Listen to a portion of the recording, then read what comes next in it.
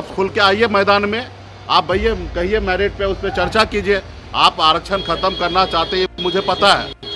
इससे पहले भी मोहन भागवत जी बयान दिए थे और आज कल आपने झंझारपुर में भी आपने इस तरीके का बयान दिया कि मेरिट पे हम करेंगे। तो यही तो हम लोग कह रहे हैं कि फिर हमारे बाबा साहब भीमराव अंबेडकर ने जो कहा कि बहुत सारे लोग पीछे जो रह गए हैं उनको आगे लाने के लिए आरक्षण की व्यवस्था करना है, तो उसको आप खत्म करना चाहते, खुल के आप आके बताइए।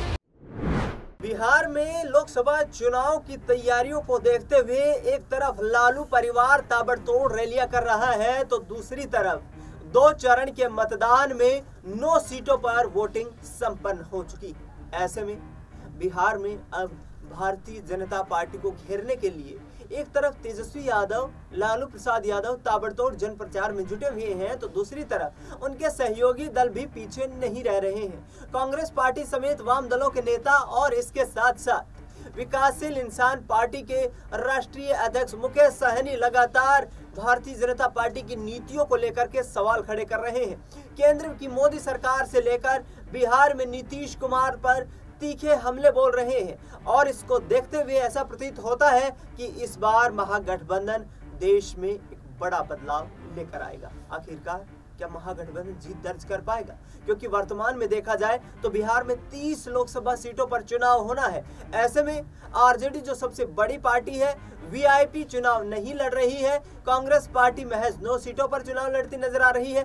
ऐसे में क्या आगामी लोकसभा चुनाव में एक बड़ा फेरबदल बिहार की राजनीति से होगा? इस पूरे मामले पर नीतीश कुमार और अमित शाह नरेंद्र मोदी की नीतियों को लेकर के किस तरीके से उन्हें कटघरे में खड़े करते नजर आ रहे हैं वीआईपी पार्टी के राष्ट्रीय प्रमुख मुकेश सहनी, सुनिए जरा। गिरिराज जी तो पहली बार इस तरीके का बयान नहीं दे रहे। गिरिराज जी जैसे और भी बहुत सारे नेता हैं, खास करके भाजपा के पास, वो भाईचारा को और आपस में सद्भाव रहे इसको मानते नहीं हैं। हमेशा वो नफरत की राजनीति कर रहे हैं।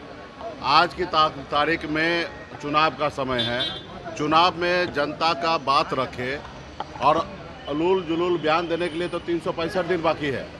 वो 365 दिन स्वतंत्र है, जो जिसको गाली देना, जो जितना बोलना है, अनाप शनाप भाई को भाई से लड़ाना, हिंदू मुसलमान मंदिर मस्जिद जो करना वो करे, लेकिन कम से कम चुनाव के समय में उसको अपना बताना चाहिए कि नवादा में 5 साल में उन्होंने क्या किया। अभी आप बेगूसराय गए, वहाँ पे 5 साल आगे आपको जनता चुनेंगे तो आप क्या कीजिएगा। तो ये रिपोर्ट देना चाहिए। आपके देश के प्रधानमंत्री जी 10 साल रहे हैं, 10 अदा किया, सीना ठोक कर, भाइयों बहनों भाइयों बहनों भाइयों बहनों, तो भाइयों बहनों को बताइए क्या किया और कहाँ आप सफल हुए। तो ये सारे बातें नहीं कर रहे। आज हमारे देश का युवा रोड पे बेरोजगार होके घूम रहा है, किसान क्या कर रहा है, पक्का मकान नहीं है, लोग परेशान हैं। तो ये सब चीज छोड़कर आप उलूल जुलूल का बयान दे रहे हैं। उनके ऊपर अभी कोई क्या टिप्पा टिप्पणी करना, वो ऐसे ही बोलते रहते हैं। निश्चित तौर पे उनको हम लोग लड़ाई लड़ रहे हैं। चाह रहा है कि आरक्षण मिले लोगों को, गरीब पिछड़ा को, जो बहुत पीछे रह गया उसको आरक्षण मिले। वो इसलिए वो हमेशा चाह रहा कि मेरिट पे चीजें हो। तो यही तो हम लोग तो कह रहे हैं, लेकिन इंड ऑफ द जाके उनका इच्छा क्या है? आरक्षण समाप्त करना। अगर मेरिट की बात कर रहे हैं तो सीधा खुल के कहिए ना कि संविधान को खत्म कीजिए और जो जितना है और मेरिट पे आरक्षण हम देंगे। आप तो वो नहीं कह रहे, आप मेरिट पे जाति, भाई जाति हमारी पहचान है। हर जाति का अपना एक पहचान है। सब अपने जाति में ही रहता, अपने जाति के परिवार के साथ रहता है, अपने बच्चे बेटी या बेटा को शादी उसी जाति से करते हैं। जाति हमारी पहचान है। और रहा कि मेरिट की बात है तो आप खुल के आइए मैदान में, आप भैया कहिए मेरिट पे, उस पर चर्चा कीजिए। आप आरक्षण खत्म करना चाहते हैं मुझे पता है। इससे पहले भी मोहन भागवत जी बयान दिए थे और आज कल आपने झंझारपुर में भी आपने इस तरीके का बयान दिया कि मेरिट पे हम करेंगे। तो यही तो हम लोग कह रहे हैं कि फिर हमारे बाबा साहब भीमराव अंबेडकर ने जो कहा कि बहुत सारे लोग पीछे जो रह गए हैं उनको आगे लाने के लिए आरक्षण की व्यवस्था करना है, तो उसको आप खत्म करना चाहते हैं। खुल के आप आके बताइए कि हम खत्म करना चाहते हैं।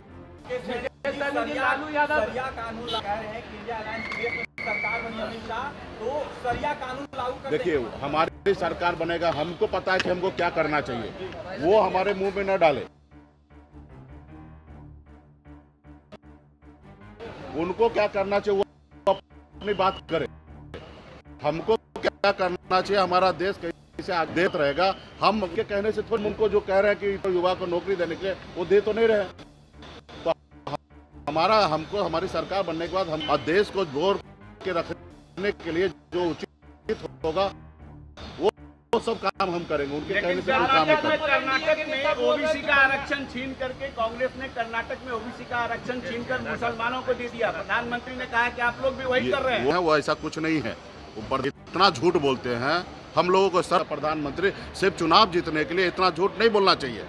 उनको पहले तो वो बताना चाहिए कि जो उन्होंने वादा किया उसके ऊपर काम करना चाहिए।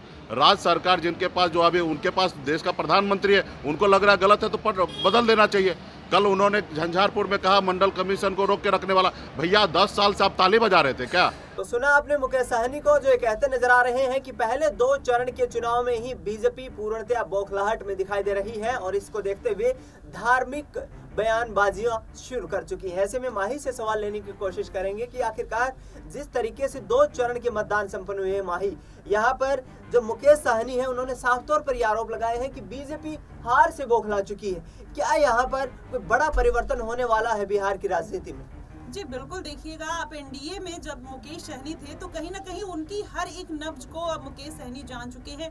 अब वो कहीं ना कहीं उसका जो इस्तेमाल है वो तेजस्वी यादव के साथ आकर करते हुए दिखाई दे रहे हैं। आप देखिएगा बीजेपी जिस तरीके से पूरा अब जाति समीकरण बिठाते हुए चल रही थी, हर जाति के वहां पर उन्होंने वैसे उम्मीदवार उतारे, वैसे प्रत्याशियों को उतारा। तो वैसे में आरजेडी भी मुकेश सहनी के आ जाने के बाद आरजेडी ने भी कहीं ना कहीं वही पूरी बिसात बिछाते हुए वो दिखाई दे रहे हैं। अब ऐसे में मुकेश सहनी जिस तरीके से अब बीजेपी के ऊपर हमलावर दिख रहे हैं, लगातार वो बयानबाजी करते हुए नजर आ रहे हैं, उससे जाहिर तौर पर जो वोट बैंक है कहीं ना कहीं एनडीए गठबंधन का वो छिटका सकते हैं। अब ऐसे में तेजस्वी यादव उनके साथ है, युवा चेहरा है दोनों, और युवाओं के ऊपर पूरा फोकस है इनका, नौकरी देने के ऊपर, विकास के कार्यों की बात करते हुए दिखाई दे रहे। तो ऐसे में जाहिर तौर पर ये बीजेपी को उसका नुकसान पहुंचाते हुए जरूर नजर आएंगे। बिल्कुल, बीजेपी को इसका नुकसान पहुंचाने की कोशिश यहाँ पर तेजस्वी यादव के साथ मुकेश सहनी कर रहे हैं। लेकिन माही आखिरी छोटा सा सवाल रहेगा कि जिस तरीके से हिंदू मुस्लिम के तमाम जो ये बयानबाजी सामने आ रही है,